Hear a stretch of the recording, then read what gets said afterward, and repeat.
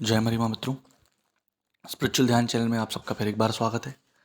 आशा करता हूँ माता मरी कृपा आप सब पर बनी रहे। आज मैं आपको एक साधना देने जा रहा हूँ, जो साधना 21 दिन की है। उसके बाद एक छोटा सा Q&A है, वो करना है। तो पहले साधना पर बात करते हैं। ये साधना 21 दिन की है, इसको करना कैसे है।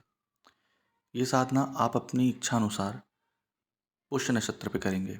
इच्छा अनुसार मतलब ऐसा कि आप जब संकल्प लेंगे और निमंत्रण देने जाएंगे, तो आप ये निमंत्रण बोलकर देंगे कि आपको जिस काम के लिए निमंत्रण देना है, जैसे नौकरी या आपके ऊपर जो कर्ज हो या आपके ऊपर कोई भी परेशानी हो, उस चीज़ को हटाने के लिए, तो वो आपको निमंत्रण देना है। अब निमंत्रण कहाँ देना है ये भी बता दे रहे हैं।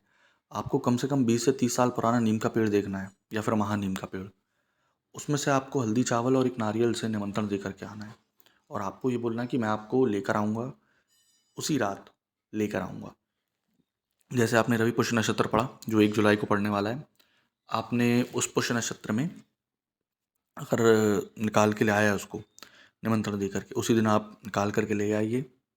काला आसन, काले कपड़े, सरसों के तेल का दिया 4 मुखी, उसको रख करके जड़ को बाजोड़ पर बैठा करके पुष्प, नवेदम, मिठाई, पान का बीड़ा, फूल अर्पित करके, इत्र चमेली का अर्पित करके आपको उसके ऊपर गणेश जी की आकृति बनानी है।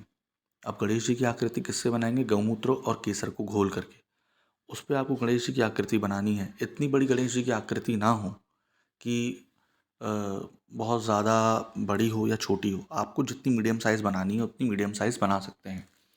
मीडियम साइज़ उसको बनाने के बाद आपको मंत्रों का जाप चालू करना है। मंत्रों का जाप आपको प्रत्येक रात में करना है। अब रात में करेंगे आप 21 दिन में सिर्फ आपको प्रतिदिन 3-3 माला करने हैं मंत्र के। रुद्राक्ष की माला होनी चाहिए आपके पास संस्कारित। ये साधना आप अपने अनुसार करेंगे। इस साधना के लिए आपको करना क्या होगा? ब्रह्मचार्य का पालन, नीचे ज़मीन पर सोना है, सात्विक भोजन ग्रहण करें, तामसिक न शराब, ना गुटखा, ना बीड़ी, सिगरेट, तम्बाकू, इन सब सारी चीज़ों से दूर रहें।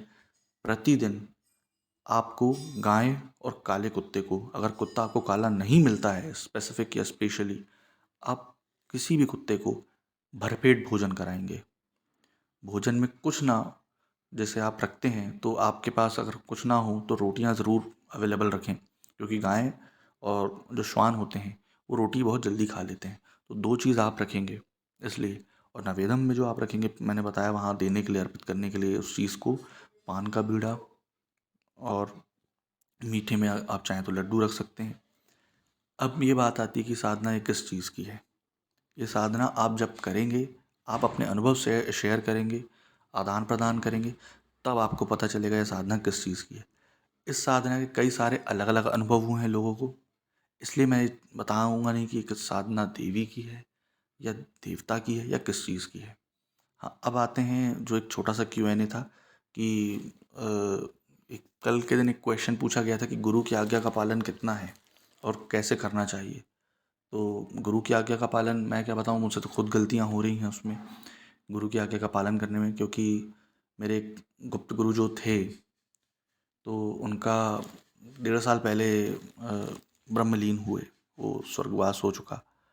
परंतु मैं उनकी आज्ञा का पालन नहीं कर पाया, क्योंकि मैंने उनको एक विषय में इस चीज़ में चर्चा की थी और मैंने बताया था कि आप, उन्होंने, मैंने पूछा था क्योंकि उनकी एज बहुत हो चुकी थी, 98 प्लस हो चुके थे वो।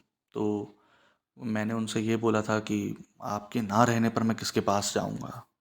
तो उन्होंने बोला था एक व्यक्ति का नाम, और मैंने उनको उनके बारे में वीडियोस वगैरह उनके दिखाए थे। उन्होंने बोला था कि ये व्यक्ति आपको बहुत अच्छा ज्ञान देंगे और एक सनातन प्रकृति को लेकर चलेंगे, लेकिन मैं उनका पालन नहीं कर पा रहा हूँ। काफ़ी सारे कारण होते हैं। कई बार ऐसे हम परेशानियों में फंस जाते हैं गृहस्थ जीवन में कि हम कुछ चीज़ चाहकर भी कर नहीं पाते हैं, टाइम नहीं मिल पाता है। क्योंकि मेन मोटिव मेरा ये है, मंदिर, जानवरों के लिए कुछ ना कुछ करते रहना, और सबसे बड़ी चीज़ पेड़ों के लिए कुछ ना कुछ करते रहना। क्योंकि जब तक पेड़ हैं, जब तक हम हैं। पेड़ नहीं रहेंगे तो हम नहीं रहेंगे, और सॉइल नहीं रहेगी तो हम नहीं रहेंगे। और सॉइल के लिए आपको भी मालूम है, पेड़ और जीव जंतु बहुत ज़्यादा ज़रूरी हैं। इसलिए मैं उस काम में अग्रसर हूँ। आपसे सिर्फ एक एक छोटी सी मैं रिक्वेस्ट करूँगा, अगर आप मुझे कुछ भी मानते हैं इस साधना के लिए आपको अगर जितनी भी दक्षिणा देनी हो मंदिर निर्माण हेतु आप दे सकते हैं, चाहे वो 11 रुपये हो, 21 रुपये, कुछ भी हो। दूसरी चीज़ ये, दक्षिणा आपसे मैं एक ही चीज़ की इसमें लूँगा जो मेरी इच्छानुसार होगी, वो दक्षिणा रहेगी कि आप ये जो बारिश का सीज़न है मानसून का, इसमें आप कम से कम 3 से 4 पेड़ लगाएंगे। आप ये सोचिए, अगर 10 लोग भी मुझसे साधना ले रहे हैं तो 3 से 4 पेड़ लगाने में कितनी 3 से 4 पेड़ अगर पर कोई लगाए, 10 लोग लेंगे तो 40 पेड़ हो गए। 40 कितने बायोडाइवर्सिटी को प्रभावित करेंगे, अच्छा इफेक्ट करेंगे।